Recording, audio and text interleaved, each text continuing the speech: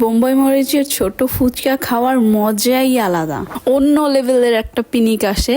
তো সেদিন চলে গেলাম মামার কাছে ছোট ফুচকা খাওয়ার জন্য। তাই মামাকে বললাম বেশি করে ঝাল আর টক দিয়ে এক বাটি ফুচকা বানিয়ে দেন মামা। অনেকদিন যাবত ধরে ফুচকার একটা পিনিক ছিল, কিন্তু সময় হয়ে না ওঠার কারণে আর যেতেও পারিনি আর খেতেও পারিনি। এখানে মামার কাছে দুই ধরনের মরিচ একসাথে গ্রাইন্ডার করা ছিল, একটা হচ্ছে বোম্বাই মরিচ আর একটা হচ্ছে এমনি আমাদের নর্মাল মরিচ যেটা। আজকে সেই চলে গেলাম স্কুল লাইফের ফিল নেওয়ার জন্য।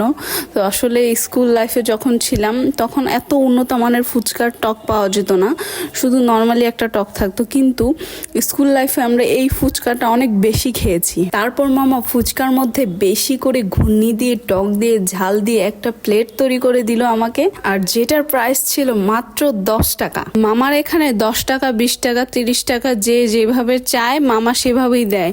এমন না যে ফুচকা 20 টাকা প্লেট 20 টাকায় খেতে হবে। মামাকে যদি বলেন আপনি আমাকে 10 টাকার বানিয়ে দেন, সে 10 টাকার বানিয়ে দিবে।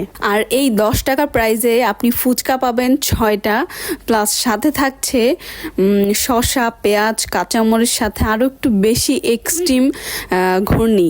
আপনার যেটা খেলে আপনার কাছে ফিলিংস মনে হবে আপনি চটপটি খাচ্ছেন সাথে ফুচকাও খাচ্ছেন।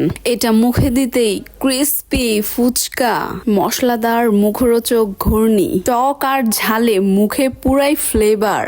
আর মামার ফুচকাগুলো অলওয়েজই সুপার ক্রাঞ্চি। তারপরে মামাকে বললাম আরো বেশি ঝাল করে আমাকে 1 প্লেট বেলপুরি বানিয়ে দেন মামা।